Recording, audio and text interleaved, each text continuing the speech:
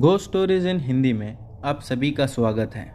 दोस्तों, अगर आप लोग इस चैनल पर नए हो तो इस चैनल को सब्सक्राइब कर लीजिए। जाकर हमारी दूसरी कहानियाँ ज़रूर देखें और सुनें। आप लोगों को बहुत मज़ा आएगा। साथ ही साथ डिस्क्रिप्शन बॉक्स में हमारा इंस्टाग्राम का लिंक है और ईमेल आईडी भी है। अगर आप लोग अपनी कहानियाँ हमें भेजना चाहते हैं तो उस लिंक पर क्लिक करके हमें अपनी कहानियाँ भेज सकते हैं। चलिए बढ़ते हैं हमारी आज की कहानियों की ओर। हमारी आज की ये कहानी अंशुमन की है। तो आगे की कहानी मैं आप लोगों को उन्हीं के पॉइंट ऑफ व्यू से सुनाऊंगा। मेरा नाम अंशुमन है और उस घटना के बाद मैं अपने छोटे भाई को हमेशा के लिए खो दिया। ये बात आज से 45 साल पहले की है। मेरे छोटे भाई का नाम प्रेम था। मुझे और मेरे भाई प्रेम को घूमने का बहुत शौक था। हम अक्सर अपने दोस्तों के साथ कहीं ना कहीं घूमने के लिए निकल ही जाते थे। लेकिन इस बार हमें क्या पता था कि मैं अपने छोटे भाई को हमेशा के लिए खो दूंगा या फिर वो मुझसे हमेशा के लिए बिछड़ जाएगा। 4 लोगों का ग्रुप था जिसमें मेरा भाई भी था। हम घूम के अपने घर ही आ रहे थे, तभी हमारी कार एक सुनसान रास्ते में खराब हो गई और हमें लेट भी हो चुका था। और तो और उस समय बारिश का मौसम भी था, तो ज़ोरदार बारिश का भी आना शुरू हो गया था। अब रात के 10 भी बज चुके थे और अब भी हमारा घर कुछ 2 घंटे की दूरी पर था। हमारी जहाँ पर कार खराब हुई थी वहाँ पर ना तो कोई लाइट थी और ना ही कोई इंसान। हमारे चारों तरफ बस अंधेरा ही था। हमने बहुत कोशिश की लेकिन हमारी कार स्टार्ट ही नहीं हुई। इसके बाद तभी ही हमारे दोस्तों में से एक ने कहा कि एक बार कार को धक्का लगा कर देखते हैं। हमने सब कुछ ट्राई कर लिया, इसके बावजूद गाड़ी चालू होने का नाम ही नहीं ले रही थी। अब हम ये सोच रहे थे कि अगर आसपास से कोई दूसरी गाड़ी अगर गुजरेगी तो उससे लिफ्ट मांग लेंगे, लेकिन कोई भी गाड़ी आसपास नहीं दिखी। हम अब करते तो क्या करते, और बारिश भी काफ़ी ज़ोरों की हो रही थी। इसीलिए हमने सोचा कि कार के अंदर ही बैठकर इंतज़ार करते हैं। फिर कुछ समय के बाद बारिश रुक जाएगी तो आगे जाकर किसी से मदद मांग लेंगे। और फिर कुछ 1.5 घंटे के बाद बारिश धीमी हुई। फिर हम कार से उतरे और आसपास देखने लगे। दूर एक जगह पर हमें शायद लालटेन की रोशनी दिखाई दे रही थी या दिया था, पता नहीं, लेकिन साफ नहीं दिख रहा था। हम उस लाइट के पास चले गए। हम जब उस लाइट के करीब पहुंचे तो हमने देखा वो एक छोटी सी झोपड़ी है और उस झोपड़ी को देखकर ऐसा लग रहा था जैसे उसमें कोई रहता है, लेकिन उस झोपड़ी का दरवाज़ा बंद था। मैंने बाहर से ही आवाज़ लगाई, कोई है क्या अंदर? हमें मदद चाहिए। मेरे आवाज़ लगाते ही उस झोपड़ी में से एक आदमी आया और उसने हमें देखकर कहा, अंदर आओ, मुझे मालूम है कि तुम भी इस जगह पर फंस गए हो।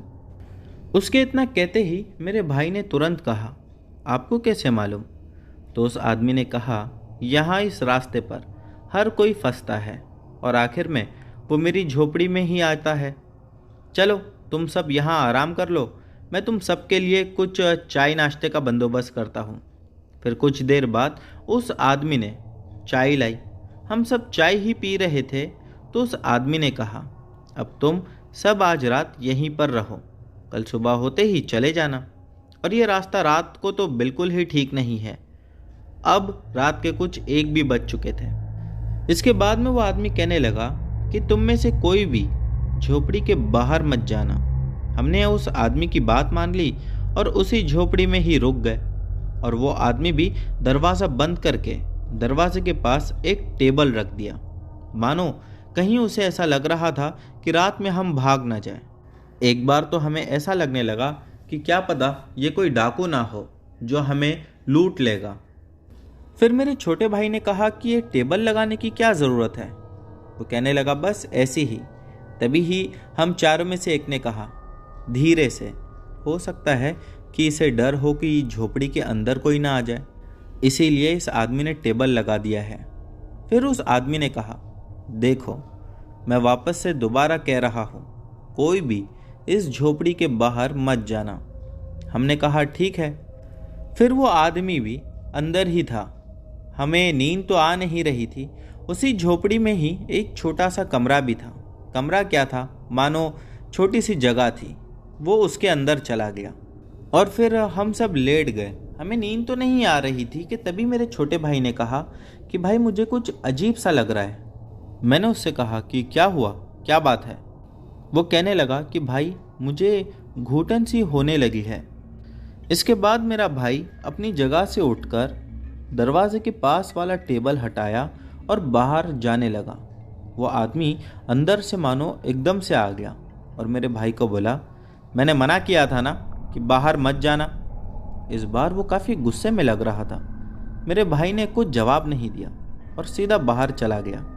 भाई के बाहर जाते ही उस आदमी ने फौरन दरवाज़ा बंद कर दिया और वहीं टेबल वापस से दरवाजे पर लगा दिया।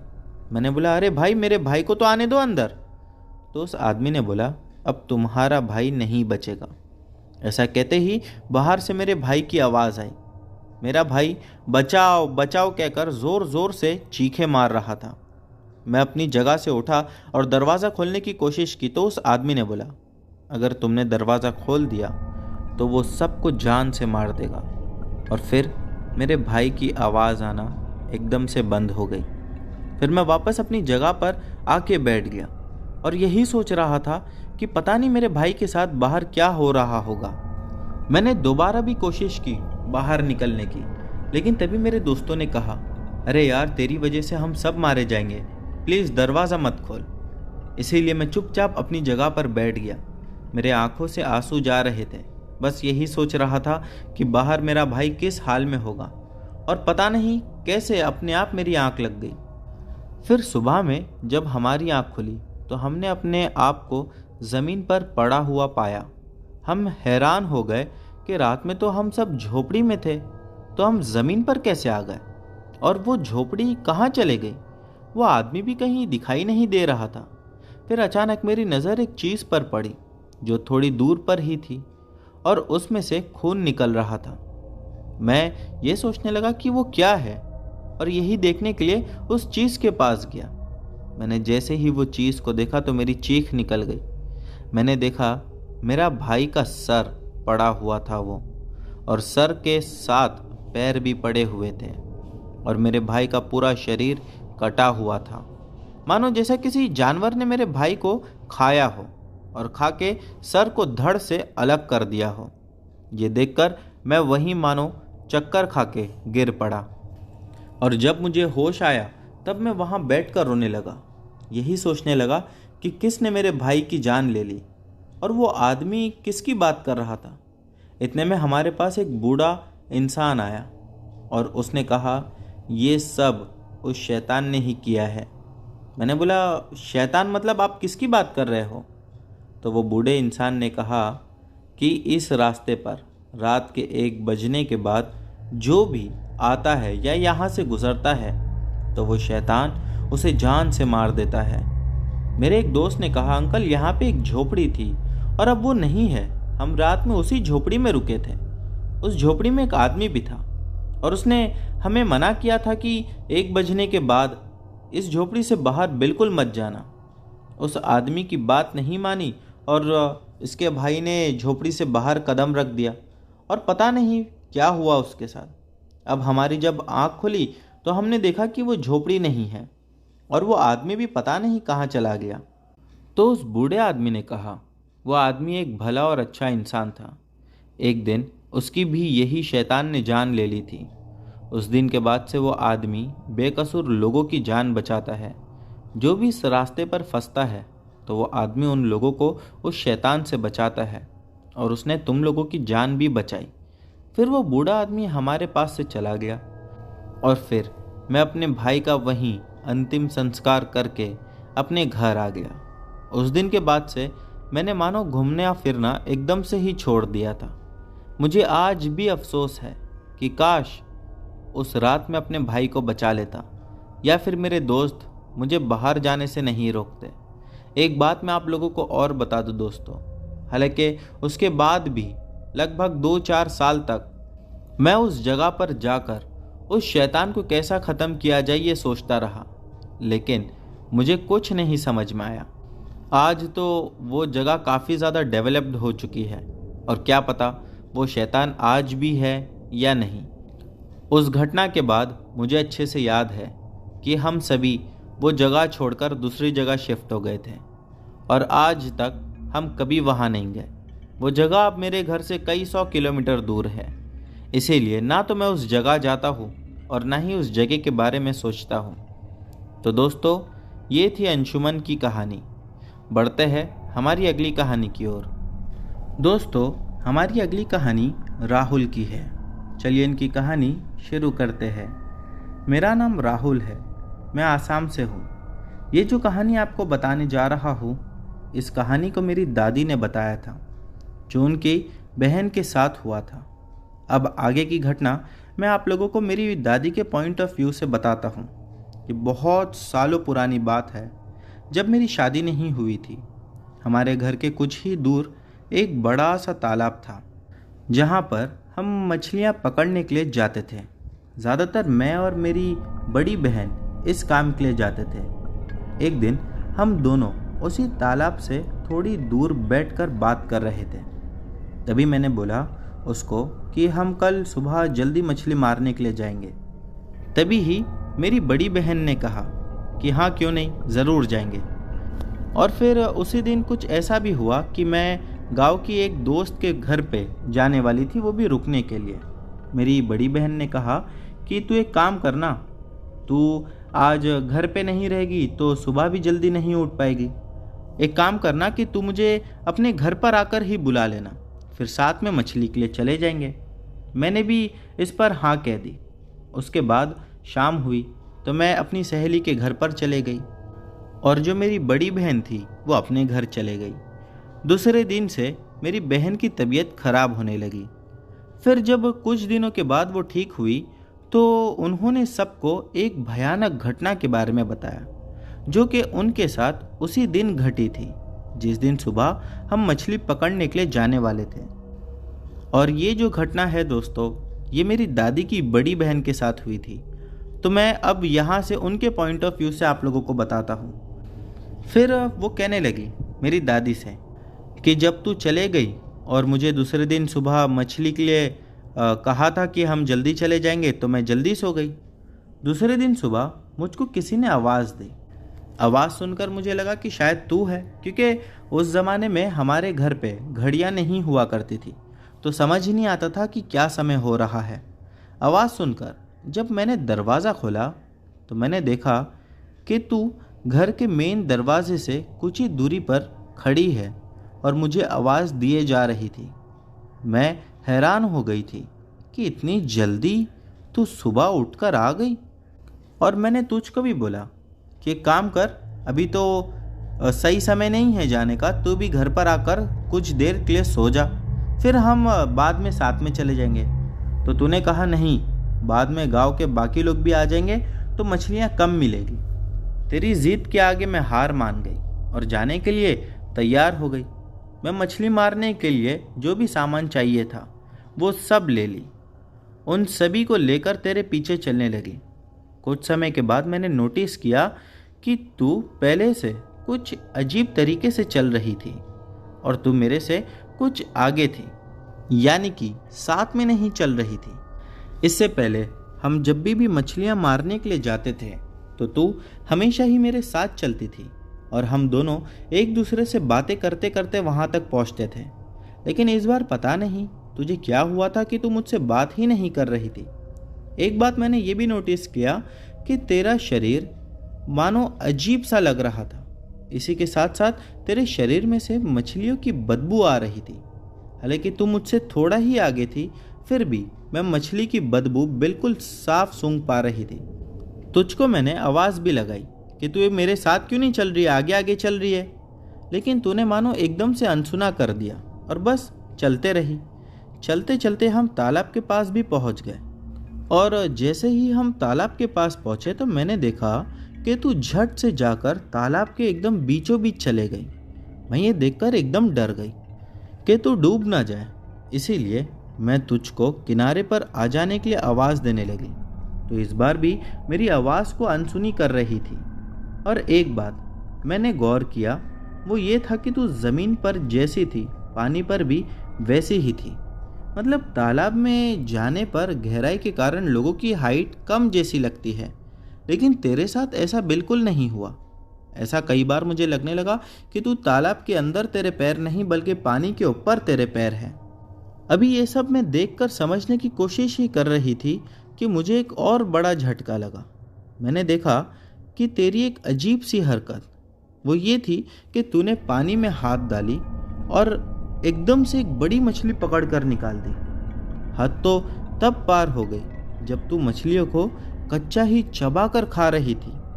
तू एक के बाद एक मछली कच्ची ही ऐसे ही खाने लगी जैसे तेरे को बरसों के बाद मछली मिली हो और तू मछली की भूखी हो। ये देखकर मैं थोड़ा पानी के अंदर जाकर तुझे आवाज़ देने लगी और ऐसा ना करने को कहा। जब तूने मेरी बात नहीं सुनी तो मैं तुझको गुस्से से चिल्लाने लगी। जब मैंने ऐसा किया तो तू मेरी तरफ एकदम गुस्से में देखने लगी, जैसा कि तू वो कच्ची मछलियों को खा रही थी वैसा ही तू मुझे भी चबाकर निगल जाना चाहती हो। तभी शायद मुझे समझ में आ गया था कि तू कौन है। मैं घबरा कर पीछे आने लगी। जब मैं पीछे पलट कर भागने लगी तब तू मेरी एकदम पता नहीं कैसे सामने आकर खड़ी हो गई। उसे देखकर तो ऐसा लगने लगा कि आज मेरी मौत पक्की है।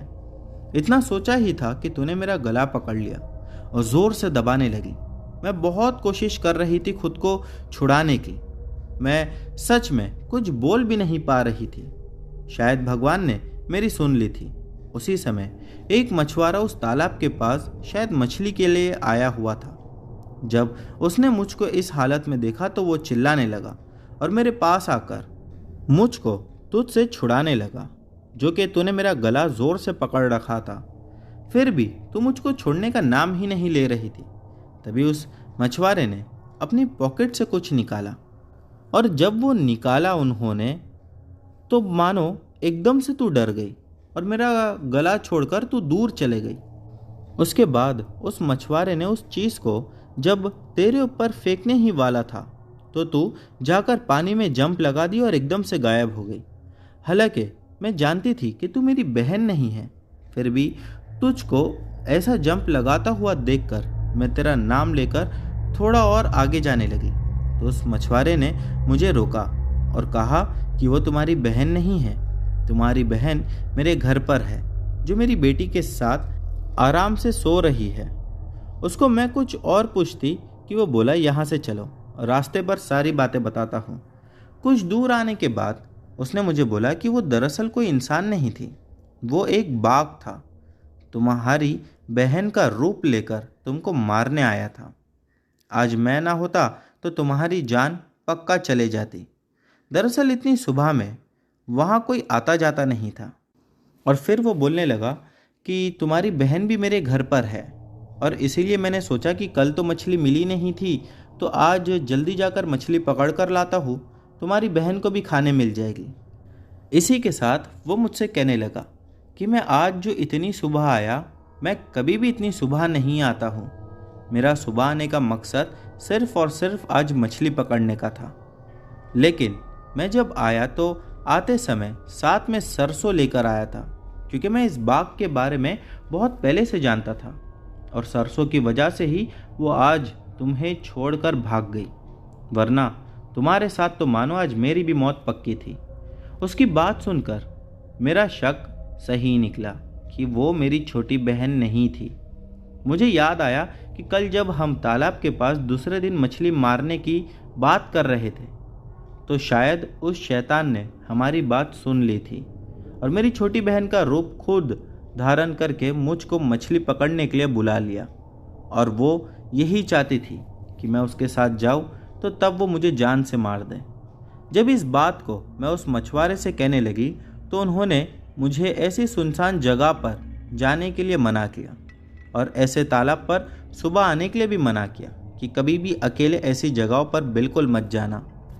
फिर मैं उससे कहने लगी कि सुबह में मछली पकड़ने इसके लिए भी आती हूँ क्योंकि अगर लेट हो जाता है तो सभी गांव वाले आ जाते हैं और मछली नहीं मिलती। तो वो मुझसे कहने लगा कि अगली बार जब भी इतनी सुबह आना हो तो अपने साथ सरसों को याद से लेकर आना। दोस्तों, अब यहाँ से मैं आप लोगों को दोबारा मेरे दादी के पॉइंट ऑफ व्यू से बताता हूँ। जब मेरी बहन ने ये बात ख़त्म किया तो मैं बहुत रोने लगी। दरअसल उस दिन मैं मछली मारने को गई ही नहीं थी, क्योंकि मैं पिछली रात सहेली से बातें करते करते बहुत देर में सोई थी। उस दिन के बाद हमने मछली मारने के लिए जाना, वो भी इतनी सुबह, बिल्कुल बंद कर दिया। घर वालों ने भी बहुत डांटा। तब से लेकर आज तक उस शैतान का सामना हमारे घर के किसी भी मेंबर से नहीं हुआ। तो दोस्तों, ये थी इनकी कहानी। अब मैं आप लोगों को बाघ शैतान के बारे में कुछ बताता हूँ। आसाम में बहुत कहानियाँ हैं। कुछ लोग इसको बाघ कहकर बुलाते हैं, जो कि बाघ का मतलब हिंदी में टाइगर होता है, लेकिन ये बाघ नहीं, ये बाघ है, BAAK। और कहीं लोग इसे बाघ भूत कहकर भी बुलाते हैं। लेकिन हम जैसे सोचते हैं कि इंसान मरने के बाद भूत बन जाता है, ये वैसे नहीं है। पुराने समय से ही आसाम में शायद हर जगह बाघ के बारे में जाना जाता था। दरअसल ये शैतान पानी पर ही रहते हैं और कच्ची मछलियां ही खाते हैं। लोग कहते हैं कि उसका कोई रूप नहीं होता या फिर उसका कोई शरीर नहीं होता। वो काला धुआं जैसा दिखता है। वो इंसानों का रूप ले सकता है और कभी कभी तो वो किसी भी इंसान की बिना मतलब जान ले लेता है। कहा जाता है कि उसकी बगल के पास कुछ बैग जैसा होता है।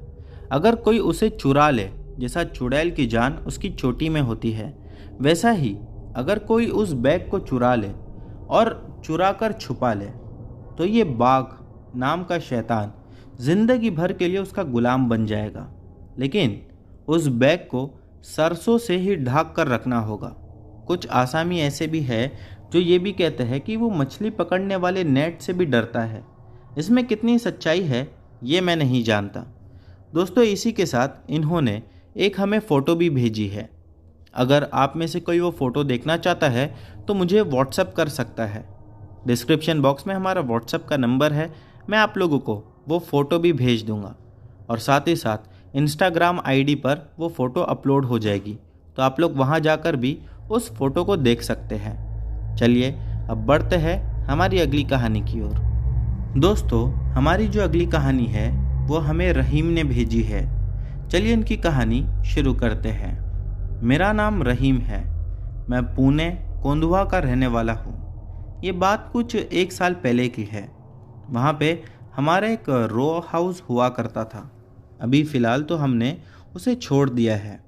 बात कुछ ऐसी है कि मेरी मम्मी पापा दोनों ही जॉब करते हैं, इसलिए उनका ज़्यादा घर पे आना नहीं होता है।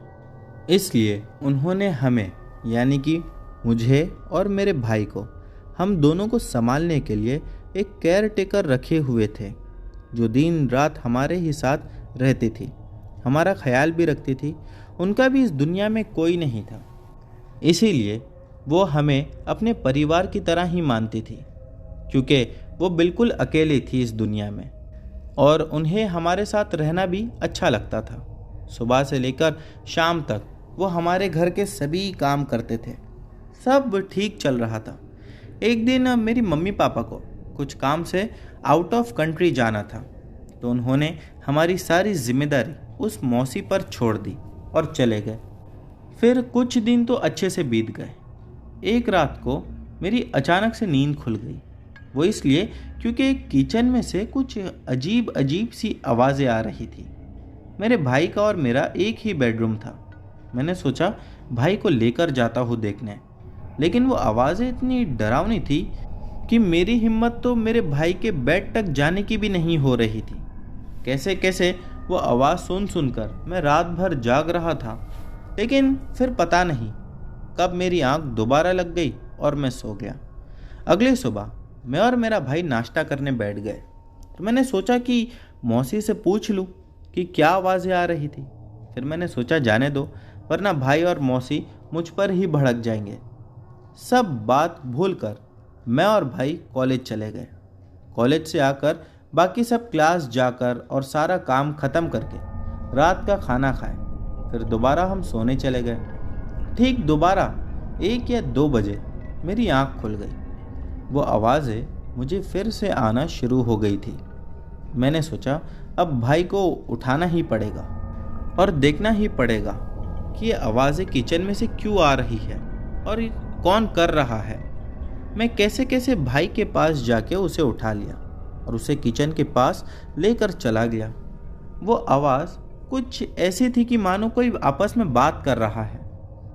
हमने चुपके से जाकर देखा तो ये पता चला कि मौसी किचन की खिड़की के पास हाथ करे किसी से बात कर रही थी। हमें तो वहाँ कोई नहीं दिखा, मानो ऐसा लग रहा था कि वो हाथों के इशारे से भी कुछ बता रही हो, या फिर बात करते टाइम जैसा हम हाथ से इशारा करते हैं वो कुछ वैसा कर रही थी। मुझे तो वो देखते ही साथ इतना ज़्यादा डर लगने लगा कि मानो मैं वहीं खड़े खड़े कांपने लगा और बेडरूम के अंदर भाग गया। पीछे मेरा भाई आया और मुझे चिल्लाने लगा, कहा कि इतना क्यों घबरा रहा है, चल अभी उनके पास जाते हैं और देखते हैं कि क्या चल रहा है ये सब। ये सारी बातें हम कर ही रहे थे कि मौसी की ज़ोर ज़ोर से चिल्लाकर रोने की आवाज़ आने लगी। मेरे भाई की मानो हालत डाउन हो चुकी थी वो आवाज़ें सुनकर। वो ये सोच रहा था कि अचानक से मौसी की इतनी रोने की आवाज़ क्यों आ रही है। हम बेडरूम का दरवाज़ा बंद कर चुके थे और दोनों ही भाई एक ही बेड पर बैठे हुए थे। जैसे तैसे रात निकल गई। उसके बाद सुबह होते ही हम घर से निकल गए और बाहर जाकर मम्मी पापा को कॉल करके सब बता दिया। फिर मम्मी पापा ने कहा कि हम जिस काम के लिए आए थे वो हो चुका है और वो इंडिया वापस आ रहे हैं। वो जब घर पे आए तब हम दोनों भाई घर चले गए और मम्मी पापा को लिपट कर रोने लगे। उसके बाद पापा ने उस मौसी को बहुत डांटा, कहा क्या करते हो रात में, बच्चे कितना डर गए हैं, तुम किससे बात कर रहे थे। वो कहने लगी कि मैंने कब बात की, मैं तो सोती ही हूँ अपना किचन में। पापा ने कहा अभी पता चलेगा। तब हम सब जाके सीसीटीवी चेक किए। तब जो हमने देखा मानो हमारे तो होश उड़ गए, बल्कि वो मौसी खुद परेशान हो चुकी थी कि ये सब क्या हो रहा है। हमने देखा कि रात को 1-2 बजे मौसी नींद से जाग गई अपने आप और अजीब अजीब हरकतें करने लगी, जैसे किचन पर बैठकर सर के बाल खुद से ही निकालने लगी। कभी मानो ऐसा लगने लगा कि वो नॉर्मल बैठी है और उसके सर के बाल एकदम से खड़े हो गए। एक औरत के सर के बाल खड़े हो जाना यानी ऐसा लग रहा था कि किसी ने उसके बाल पकड़कर ऊपर रखा है। सबसे खतरनाक मतलब हवा में उड़ना, ये देखने के बाद तो हमारे पैरों तले ज़मीन खिसक गई। उसके बाद एक कोने में बैठकर ज़ोर ज़ोर से रोना। ये सब देखकर हम शॉक हो चुके थे। फिर उस मौसी ने कहा कि उसे तो खुद नहीं पता कि रात में उसके साथ क्या क्या होता है और वो ये सब कैसे कर सकती है, क्योंकि रात में तो वो एकदम गहरी नींद में होती है और उसे आज तक ये सब पता ही नहीं चला। बहुत अजीब लग रहा था मुझे ये सब सुनकर। तो पापा ने बिना कुछ सोचे समझे मौसी को घर से निकाल दिया। मौसी को निकालने के बाद भी उस घर में कुछ ना कुछ होते ही रहता था, जैसे कि बर्तनों की गिरने की आवाज़ आना या फिर ऐसा लगता कि कुछ लोग आपस में बात कर रहे हैं। ये सबसे परेशान होकर पापा ने दरगाह से एक बाबा को बुला लिया। वो बाबा ने दुआ कुछ पढ़ी और किचन बंद कर दिया। कहा कि 3-4 दिन इसे बिल्कुल यूज़ मत करना। फिर 3-4 दिन के बाद वो सब अपने आप बंद हो गया। वो क्या था क्यों था मुझे तो पता नहीं, लेकिन बाद में हमने वो घर छोड़ दिया और दूसरे घर पर शिफ्ट हो गए। बाद में वो मौसी को फिर से हमने काम पर रख लिया। एक बात अच्छी ये है कि अब सब कुछ ठीक है, लेकिन वो सब जो हो गया याद करके अभी भी मानो डर के मारे हम कांप जाते हैं। मैं तो आज भी उस मौसी को देखकर डरने लगता हूँ। तो दोस्तों, ये थी रहीम जी की कहानी। बढ़ते हैं हमारी अगली कहानी की ओर। दोस्तों, हमारी अगली कहानी राकेश जी की है। चलिए इनकी कहानी शुरू करते हैं। मेरा नाम राकेश है। ये बात है 1997 की। उस समय मेरे पास 540 जीप थी। मुझे अपनी पत्नी के साथ घूमना बहुत पसंद था। हम दोनों ही अक्सर ऐसा करते थे कि वो और मैं लॉन्ग ड्राइव पर निकल जाते थे। वैसे तो मैं रहने वाला मुंबई का हूँ, लेकिन मुझे अच्छे से याद है कि हमारी 2 ट्रिप हो चुकी थी। एक राजस्थान जाकर हम आए थे और एक दिल्ली जाकर आए हुए थे। अब ऐसा हुआ कि बारिश का महीना चल रहा था, तो मेरी पत्नी कहने लगी कि मौसम भी अच्छा है और काफ़ी समय हो गया हमें कहीं लॉन्ग ड्राइव पर गए हुए, चलो कहीं चलते हैं। मैं भी उसकी बात को मान लिया। मैं उससे कहने लगा ठीक है, हम 2 दिन बाद निकलेंगे। मेरा कुछ काम था ऑफिस का, वो सब ख़त्म करके मैं और मेरी पत्नी सैटरडे नाइट को निकले हुए थे। बारिश का मौसम होने की वजह से वो रात भी तूफ़ानी बारिश थी। हम तो वैसे भी 1 हफ्ते के लिए जा रहे थे। हम जब रास्ते में निकले तब काफ़ी ज़्यादा वो भी खुश थी और मैं भी खुश था। मुझे वैसे भी गाड़ी ड्राइव करना काफ़ी ज़्यादा पसंद था। हम दोनों ही रास्ते में आराम से बातें करते करते जा रहे थे। लगभग रात के 3 साढ़े 3 बजे एक जगह पर हमने हॉल्ट लिया। मेरी पत्नी कहने लगी कि अब मुझे बहुत नींद आ रही है और गाड़ी में बराबर सो नहीं पा रही, चलो ना आज रात में कहीं रुक जाते हैं, कल सुबह में निकलेंगे। मैंने उससे कहा ठीक है। हाईवे पे ही हमें एक अच्छी होटल दिखी। हम कुछ रात के 10 बजे मुंबई से निकले हुए थे। हालांकि होटल लेने के बाद मैं अपनी पत्नी से कहने भी लगा कि अरे यार, आज ही तो निकले थे और तुमने आज ही रुकवा दिया, इससे अच्छा हम कल मॉर्निंग में निकलते। तो बोली जाने दो, अब निकल गए तो क्या बात है। इसके बाद हम दोनों ही उस होटल में रुके। सुबह कुछ 11 बजे हमारी आंख खुली। जब उठकर देखा तो मौसम अब भी बहुत अच्छा था। मेरी पत्नी मुझसे कहने लगी कि होटल भी अच्छा है और हमने वैसे भी पूरे दिन का भाड़ा दिया हुआ है, तो क्यों ना आज कुछ समय और यहाँ पर रुक जाए। मैंने कहा चलो ठीक है। मैं उसकी ये भी बात मान गया। फिर करीब शाम के 7 साढ़े 7 बजे मैंने उससे कहा कि चलो अब निकलते हैं, वरना इसी होटल में हमारी पूरी जर्नी ख़त्म हो जाएगी। ये कहकर मैं भी हंसने लगा और वो भी हंसने लगी। जब हम अपनी होटल से निकले तो करीबन 8:30 बज चुके थे। रास्ते में चलते चलते हम हंसी मजाक भी कर रहे थे। मैं उससे कहने लगा कि अगर दिल्ली तक जाना है तो पता नहीं और कितना समय लग जाएगा हमें। रात के कुछ 1 बजे हमने एक जगह पर हॉल्ट लिया खाना खाने के लिए। फिर हमने खाना खा लिया और उसके बाद दोबारा गाड़ी में बैठकर आगे बढ़ने लगे।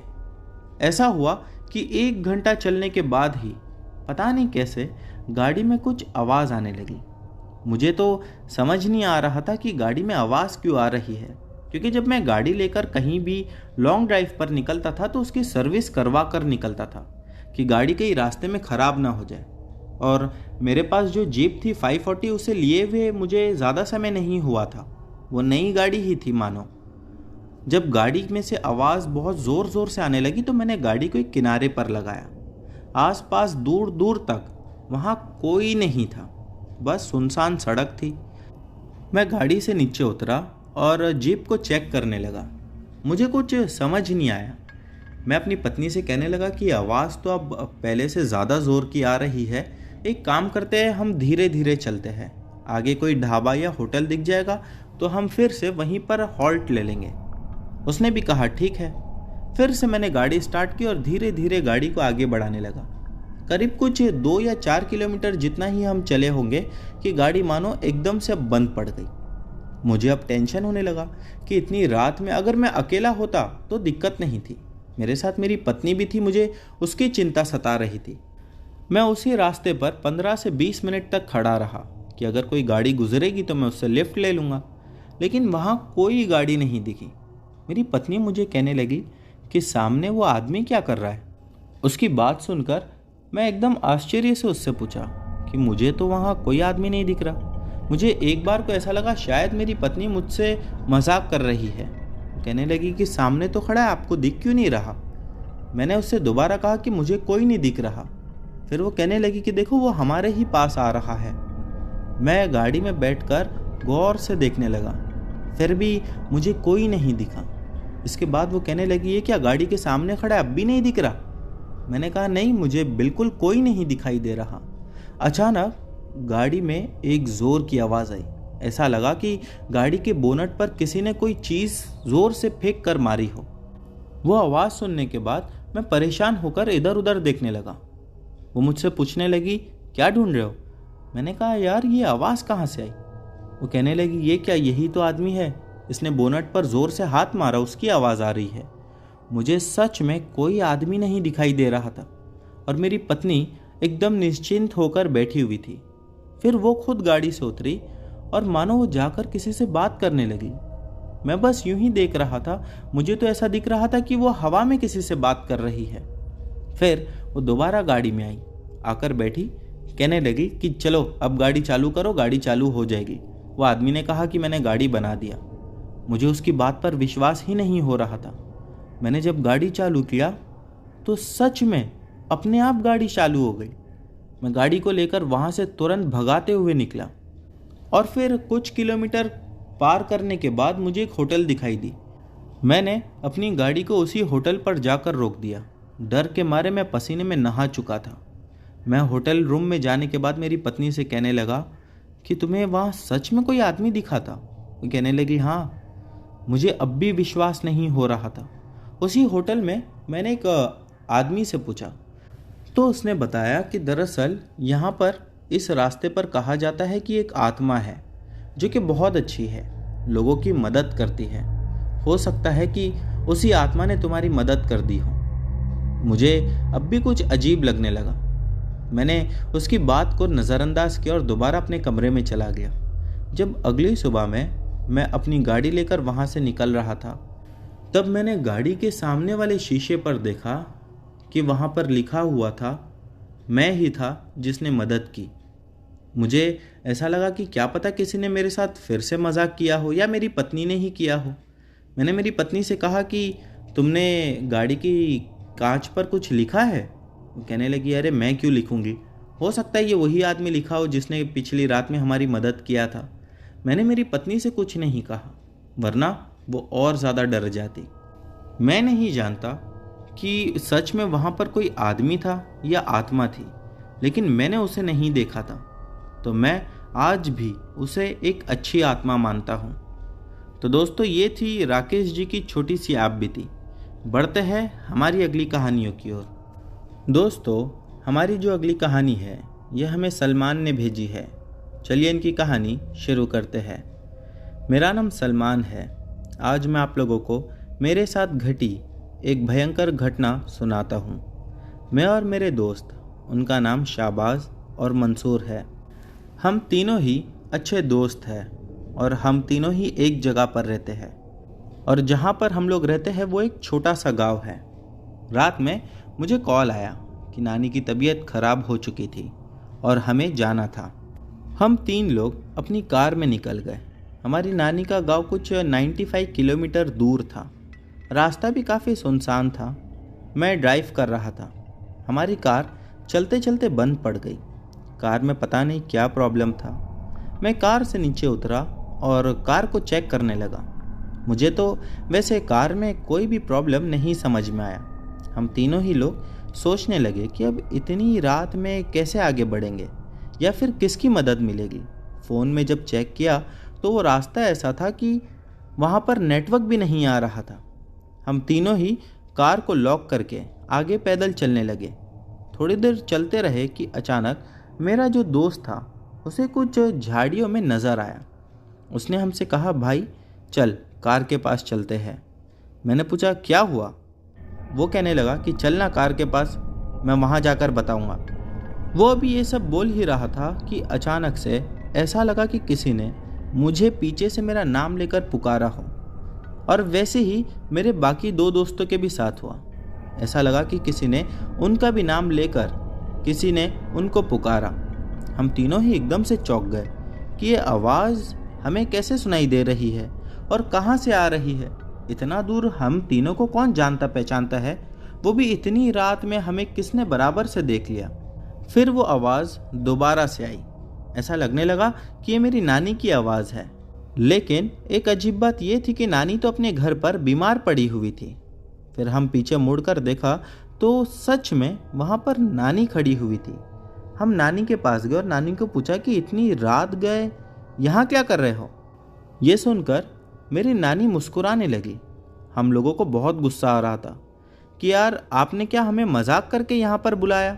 हमारी कार भी बंद पड़ गई है, और जब आपकी तबीयत खराब नहीं थी तो आपने हमें कॉल करके बुलाया क्यों? लेकिन नानी ने इस पर कहा कि मैंने कॉल कब किया था और तुम लोग अब आ रहे हो। मेरी मौत का जिम्मेदार तू है। ये कहकर मेरी नानी मेरा गला पकड़ने लगी और वो कहने लगी कि मैं अब मर चुकी हूँ। मैं समझ नहीं पा रहा था कि ये सब क्या हो रहा है। मेरा दम भी घुटने लगा था। ये देखकर मेरे सारे दोस्त घबरा कर इधर उधर भागने लगे। मैं फिर क्या करता, तभी मेरे एक दोस्त ने पीछे से चिल्लाया कि दुआ पढ़ना शुरू कर। मैं दुआ पढ़ने लगा। मैं जैसे ही दुआ पढ़ने लगा तो नानी ने एकदम से मुझे छोड़ा। उसके बाद हम तीनों ही वहाँ से जान बचाकर भागे। समझ नहीं आ रहा था कि भागे तो आखिर भागे कहाँ। तभी दूर एक तालाब दिखाई दिया। हम सीधा उस तालाब के पास चले गए। वहाँ पर जाकर हमने देखा कि वहाँ पर कुछ मछुआरे बैठे हुए थे मछली पकड़ने के लिए। हमने जाकर उन्हें रो रो कर अपने साथ घटी दुर्घटना बताई और फिर उन मछुआरों ने कहा कि रोने की कोई बात नहीं, चलो हम लोग तुम्हें तुम्हारे गांव छोड़ देते हैं। वो लोगों ने हमसे हमारे गांव का नाम पूछा। हमने बताया कि हम कोडेपल्ली के रहने वाले हैं। तो उन्होंने कहा कि ठीक है, चलो वहीं छोड़ते हैं। उसके बाद वो लोगों ने हमें नानी के घर के पास लाकर छोड़ दिया। हम रात में वहीं रुके। अगली सुबह नानी का अंतिम संस्कार करके वहाँ से अपने घर के लिए लौट आए। सच कहूँ, आज भी वो डर मेरे और मेरे दोस्तों के दिल में बसा हुआ है। तो दोस्तों, ये थी आज की सभी कहानियाँ। उम्मीद करता हूँ कि आप लोगों को पसंद आई होगी। इनमें से जो भी कहानी आप लोगों को अच्छी लगी हो उसके बारे में नीचे कमेंट सेक्शन में लिखना मत भूलना। और हाँ, चैनल पर नए हो तो बिना सब्सक्राइब किए मत जाना। मिलते हैं हमारी अगली वीडियो में।